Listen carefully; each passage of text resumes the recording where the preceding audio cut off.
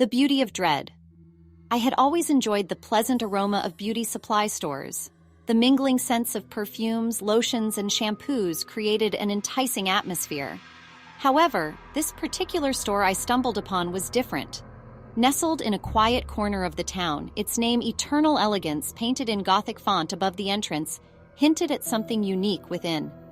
Curiosity overpowered me, and as I stepped inside, the heavy wooden door creaked ominously behind me. The interior was dimly lit, with shelves stacked full of mysterious beauty products. The sales assistant, a tall, pale woman with jet black hair, greeted me with an unsettling smile that seemed frozen in time.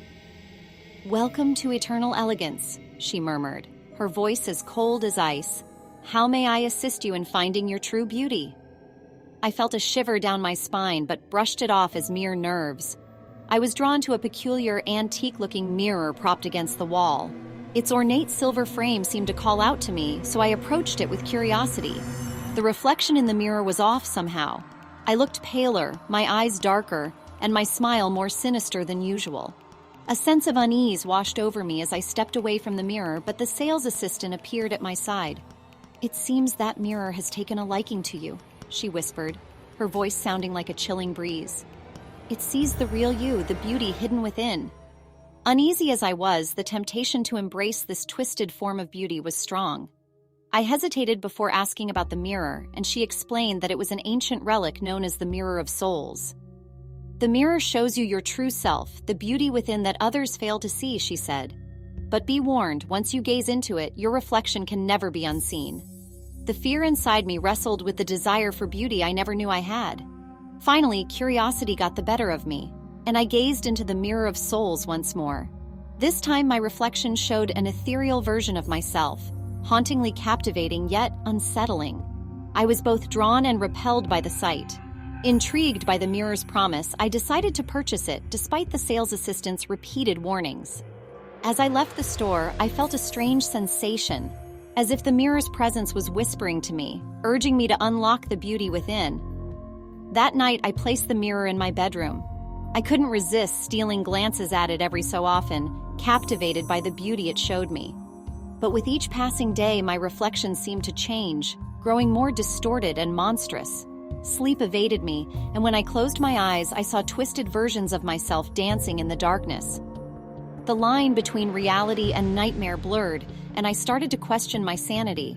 The desire for beauty was becoming an obsession, a sinister longing that consumed my thoughts. As the days turned into weeks, the mirror's influence on me grew stronger. My once cheerful demeanor was replaced by a haunting emptiness. Friends and family noticed my transformation, but I pushed them away, unable to relinquish the mirror's hold over me. The boundary between the mirror world and reality began to collapse. At times, my reflection stepped out of the mirror, moving independently of me. It would stand at the edge of my vision, watching, waiting. One fateful night, as I gazed into the Mirror of Souls, I saw a disturbing scene, a reflection of myself, lifeless and decaying. Shocked and terrified, I tried to look away, but an invisible force held my gaze steady. My heart pounded, my breaths came in desperate gasps, and I knew I had to break free from the mirror's grasp. With all my willpower, I tore my eyes away from the mirror. The world around me spun, and the mirror emitted a soul-piercing scream that seemed to echo through the depths of my mind. The glass cracked, and the room filled with an otherworldly darkness. In a frenzy, I ran out of my house and back to Eternal Elegance. The sales assistant was waiting for me, her haunting smile more prominent than ever.